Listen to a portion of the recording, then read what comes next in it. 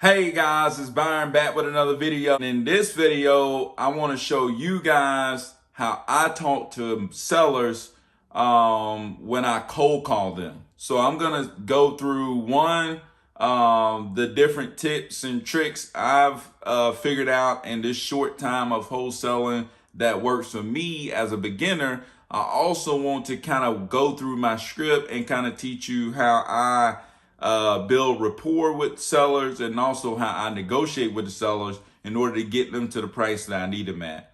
So a couple of things I want to clear up first is what is a seller script? What is a seller script? A seller script is a written out outline of what you will use to guide the conversation between you and the seller. You want to be in control of that conversation, so you've written out an outline of how you're going to respond and react to different things the sellers may bring up.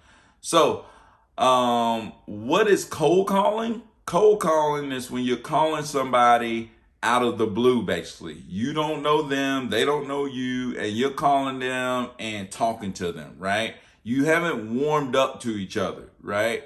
You completely don't know each other, so you have to break the ice and kind of make them feel like they're confident and comfortable talking to you. And I'm going to talk about ways to do that as well. So what's the purpose of this seller script and cold calling? Well, your number one objective is to figure out what is the seller's motivation to sell, right? And how can you serve that motivation? How can you provide a service that will fulfill their motivation to sell? That's your number one objective. Because if you can provide a service that fulfills their motivation to sell, then they're going to be willing to sell you that property. All right. So your number one objective in the call is to find the motivation. And that motivation will allow you to figure out what service you can provide. And that's how you're going to be able to get the seller to sell you their property. So what services can you provide? Well, you need to know what services you can provide in order to know if this motivated seller fits within what you can provide as a wholesaler. Well, what things can you provide as a wholesaler? Well, as a wholesaler, there's a couple of things you can provide. One, you can provide a cash offer.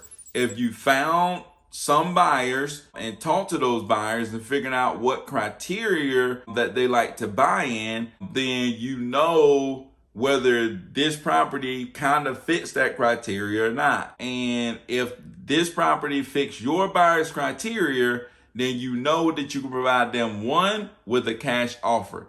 So what does a cash offer provide to a seller? Well, a cash offer means that they don't have to depend on anybody to approve them for financing. You also can buy the property as is. And if you're buying it as is, that means the seller needs to do no repairs. They can sell the property completely as is. And they don't have to worry about the property going through inspection or anything like that.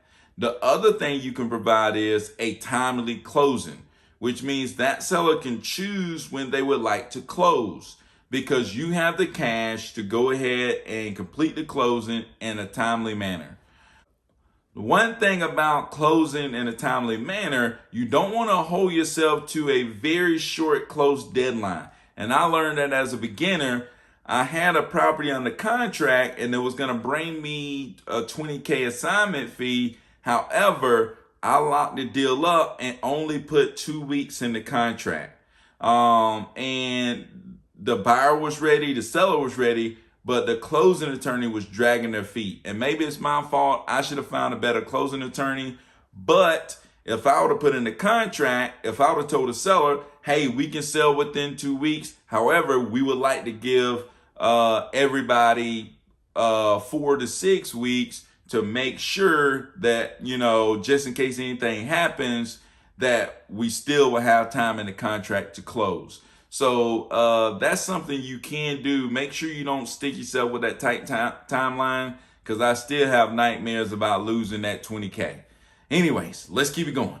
The other thing that you can provide to the seller is you're going to pay all the closing costs and realtor fees, right? So they don't have to worry about going through a realtor and showing their property, having to fix up their property where they got to show it. They don't have to worry about paying any closing costs or realtor fees. They don't have to work through any realtors and anything like that. So that's another thing you could provide. And these services are, one, what you're going to use to solve their motivation, and two, you're gonna use these as negotiating tools, right? So I'll go through my script a little bit right here and then talk about how I use those things as negotiating tools. So when I first approach a cold call, I always want to feel confident, and then I want to meet the seller at their tone. So let's say if I'm calling Jimmy, I say, "Hey Jimmy, it's Byron. I work with a group of investors called REI Group. We're looking to purchase properties in the area. I noticed, according to our records, that you own 123 ABC Street. You wouldn't be interested in selling the property, would you?" And that kind of makes the seller think, am I interested in selling property? Maybe I am. So I pose it like that to make them think, for one. Two, when I tell them I'm part of a company, that makes them feel like, hey, this person is probably just doing their job and giving me a call, as part of what they do, right? If the seller says, no, I don't, want to sell that property, I'll follow up with, you wouldn't have any other property you might be interested in selling. And the seller might say, no, I don't have any other property I'm interested in selling. And then I will follow that up with, you wouldn't know anybody else that might have that property interested in selling, would you? And they may say no to that, or they may say yes and refer me to somebody. And actually, that's how I actually got my 30K deal, guys. I was talking to a guy and he referred me to somebody else, and bam, 30K. So those follow-up questions, get people to think, do they know anybody that might be interested in selling? So if the seller says, yes, I might be interested in selling the property that I have on 123 ABC Street. So what I do if they say they are interested in selling is I follow up and say, oh, that's great. We're definitely looking to purchase in the area. If we were to come to an agreement with you, what timeline would you be looking to sell within?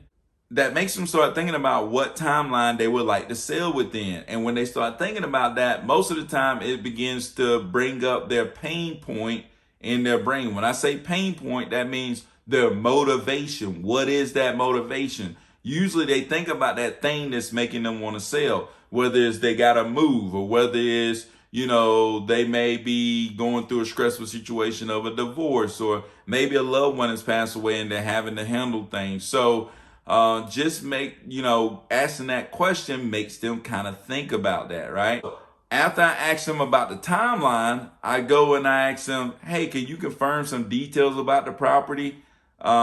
Is the property a 3-bedroom, 2-bath, and 1,200 square feet?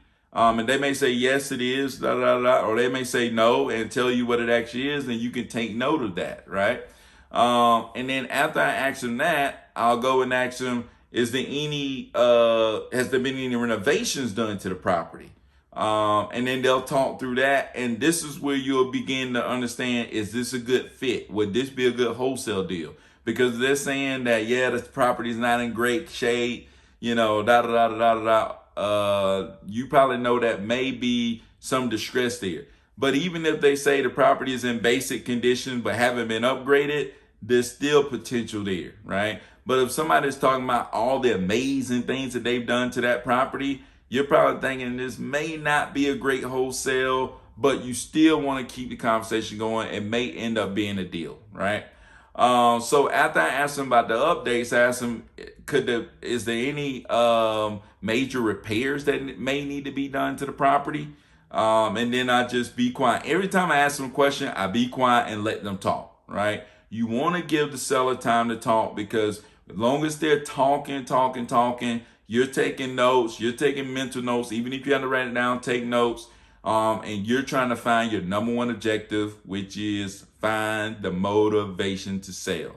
So after I ask them if there's any major repairs that need to be done to the property, I then go on and ask them, is there a certain price you might be or a certain amount you might be interested in walking away with after selling the property.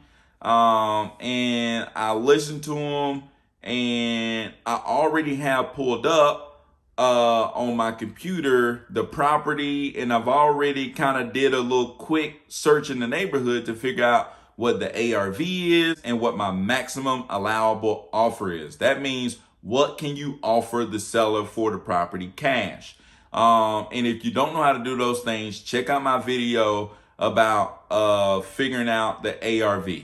So once they tell you what they want for the property, you look and see, does this fit my what I can offer them? Is this in line with maybe what other properties are doing in the area?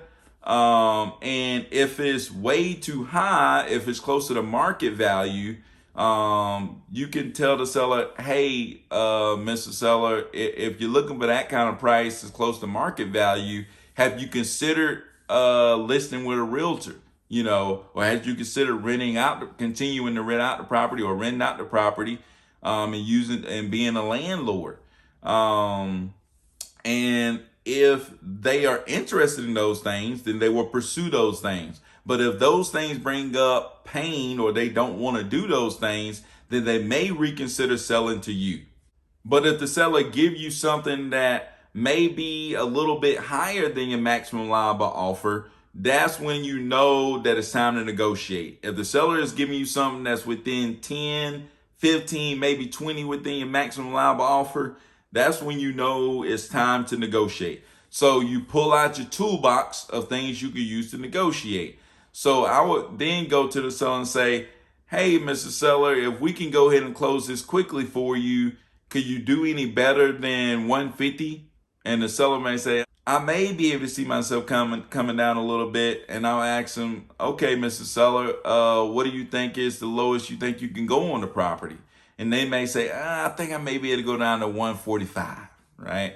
And then I pull out my next tool and I say, okay, 145, okay. So at 145, if we was able to take care of the closing costs and realtor fees to make sure you don't have to pay any of that stuff that's associated with traditional sales, would you be able to do any better than 145 since we're taking care of those things for you, right?